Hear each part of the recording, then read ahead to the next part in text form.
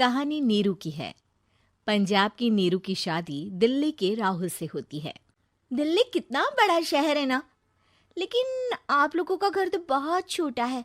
हमारे पंजाब में तो ये बड़े बड़े घर होते हैं कि मजा ही आ जाता है। कोई बात नहीं नीरू, मैं भी तुम्हारे लिए बहुत बड़ा मकान बनाऊंगा बहुत जल्दी। नीरू के पिता जहाँ पंजाब के जाने माने व्यापारी थे, वहीं उसका पति राहुल दिल्ली में एक सिंपल नौकरी करता था। माँ, यहाँ तो घी मक्खन इतना महंगा है कि क्या बताऊं। मैं तो तरस ही जाती हूँ घी खाने के लिए। नीरू की माँ को ये सुनकर बहुत दुख होता है। मेरी बेटी को घी नसीब नहीं हो रहा है और ये बहू यहाँ बैठकर घी में शक्कर डाल रही है। देख वनिता, मैं साफ कह रही हूँ, इस घर में जितना घी आएगा उतना ही मेरी बेटी के घर दिल्ली भी जाएगा। अरे ये क्या बात होती है माँ जी? बेटी का उतना ही करो जो अच्छा लगे। अब क्या मायके से घी और मक्खन तक की सप्लाई करोगी आप? हाँ, मेरी बेटी किसी चीज को तरसे मुझसे बर्दाश्त नहीं होता। अब क्या था, नीरू के मायके में 2 किलो घी आता तो 2 किलो दिल्ली जाता नीरू के पास। एक दिन, माँ बड़ी गर्मी पड़ती है दिल्ली में। इस घर में तो एक ही एसी है और वो भी ड्राइंग रूम में। सारा परिवार एक ही कमरे में सोता है। हाँ बेटा, वो तो हर घर की कहानी है। यहाँ भी एक ही एसी है। अरे बिल इतना आता है कि क्या बोलूं। तभी वहां राकेश आ जाता है। माँ, थोड़ी देर में यहाँ कुछ प्लम्बर आएंगे मेरे कमरे में एसी लगाने। जरा ध्यान से लगवा देना ना माँ। ओए, ऐसे कैसे तेरे कमरे में एसी लगेगा? हाँ राकेश, एक बार बात तो कर लेता। अरे पापा, वो वनिता को गर्मी में नींद नहीं आती। ड्राइंग रूम में सबके साथ सोने में वो अनकंफर्टेबल है, इसलिए। अरे पूरे परिवार के साथ वहां तेरी बहन नीरू भी तो सोती है। वो नहीं हो रही क्या अनकंफर्टेबल? समझ रहा है ना? अगर एसी लगेगा तो एक दिल्ली में तेरी बहन के कमरे में भी लगेगा, तभी तू लगा सकेगा। राकेश वनिता को सारी बात बताता है। वनिता करती भी क्या, मन मारकर बैठ जाती है। माँ, ये लोग ठीक नहीं है, क्या करूं मैं? अरे बेटी, यहाँ आ जा, तू यहाँ आकर रह ले। अरे छोड़ दे ऐसे पति को। कैसे छोड़ दूं माँ? समाज क्या कहेगा, लोग क्या कहेंगे? वैसे भी मेरा एक बेटा है मयंक। अरे हटा बेटा, तेरी उम्र ही क्या है, इतनी परेशान रहेगी तो काम कैसे चलेगा। खैर, बात आई गई हो जाती है। माँ को लगता है कि नीरू ठीक है, तो वहीं नीरू के मन में एक ही लाइन चल रही होती है, यहाँ आजा। माँ ने तो बोल ही दिया है कि यहाँ आजा। बस मयंक थोड़ा सा बड़ा हो जाए, इन गरीबों को छोड़कर मैं वापस माँ के पास ही चली जाऊंगी। वो इसी सोच में बाजार में चल रही थी कि मैम, आपका दुपट्टा जमीन को छू रहा है। नीरू जैसे ही उस लड़की की तरफ देखती है, देखती ही रह जाती है। हाय रे, कितना सुंदर लड़का है ये। अब क्या हुआ? मैंने कहा आपका दुपट्टा। तो खुद ही उठाकर दे दो ना। लड़का समझ जाता है कि नीरू उस पर फिदा हो चुकी है। वो उससे उसका नंबर लेकर चला जाता है। अब क्या था, नीरू और रोहित में लगातार बातें होने लगती है।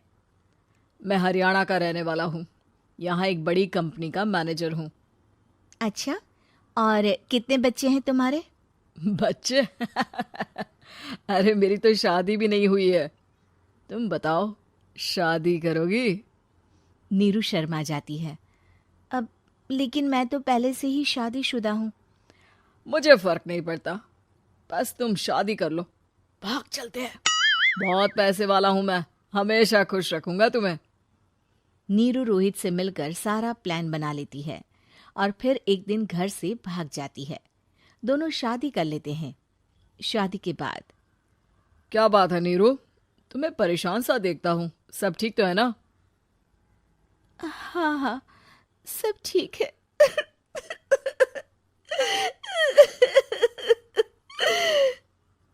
ये कहते कहते ही वो रोने लगती है।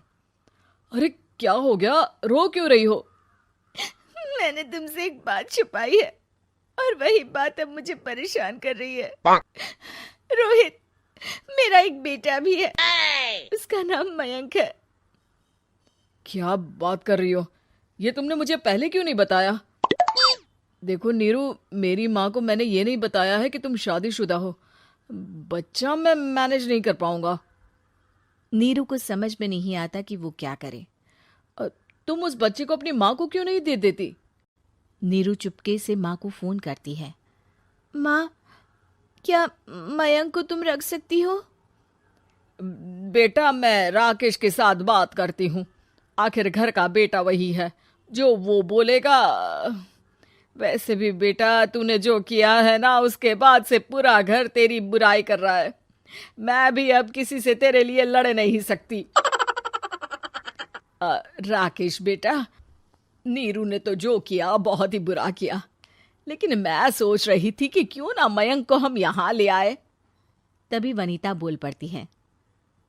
वाह जी, ऐसे कैसे यहाँ ले आए? यहाँ क्या भंडारा भरा है? और जिस बच्चे की माँ ने नहीं सोचा, उसके लिए हम क्यों सोचे? नीरू को एक बार तो अपने बच्चे के बारे में सोचना चाहिए था ना। अरे लेकिन तेरे पास भी तो लड़का नहीं है ना वनीता। माँ, वनीता ठीक बोल रही है। कल को वो बड़ा होकर इसी घर का हिस्सा मांगेगा तो हम क्या करेंगे? माँ कहती भी तो क्या, वो चुप रह जाती है। वहीं नीरू का पहला पति कहता है। माँ, अगर आज भी वो वापस आ जाए तो मैं उसे माफ कर दूंगा। बेटा, गरीबी चीज ही ऐसी है, क्या करेगा। तू तो अब मयंक का सोच। वो बेचारा तो बिना माँ का हो गया। मयंक के खातिर तू दूसरी शादी कर ले बेटा। लोगों के लाख समझाने के बाद नीरू के पहले पति की शादी रिद्धि से हो जाती है, जिसके पहले पति से 2 बच्चे होते हैं। देखो जी, मैंने शादी सिर्फ बच्चे के खातिर की है। मैंने भी शादी सिर्फ बच्चों के खातिर की है। वहीं नीरू के दूसरे पति के मन में ये बात घर कर जाती है कि नीरू एक मासूम बच्चे को उसके खातिर छोड़ कर आई है। अब देखो नीरू, मुझे लगता है कि जो औरत अपनी कोख का बच्चा छोड़ सकती है, वो तो कुछ भी कर सकती है। कल को तुम्हें मुझसे अच्छा कोई मिल गया तो तुम तो मुझे भी बाय बाय कर दोगी ना। नीरू को अब उसका दूसरा पति ताने देना शुरू कर देता है। तंग आकर नीरू उसके यहाँ से भागकर अपने पहले पति के पास चली जाती है, लेकिन ससुराल में क्या लेने आई है नीरू, मयंक को? नहीं नहीं सासू माँ, मुझसे गलती हो गई, मुझे माफ कर दीजिए। नीरू, अब वक्त खत्म हो गया है, मेरी शादी हो चुकी है। तो छोड़ दो ना उसे, हमारा बच्चा है। मैं आपको अपनी माँ नहीं मानता, मेरी नहीं मान तो बात अच्छी है। नीरू मयंक की बात सुनकर समझ जाती है कि उसके पास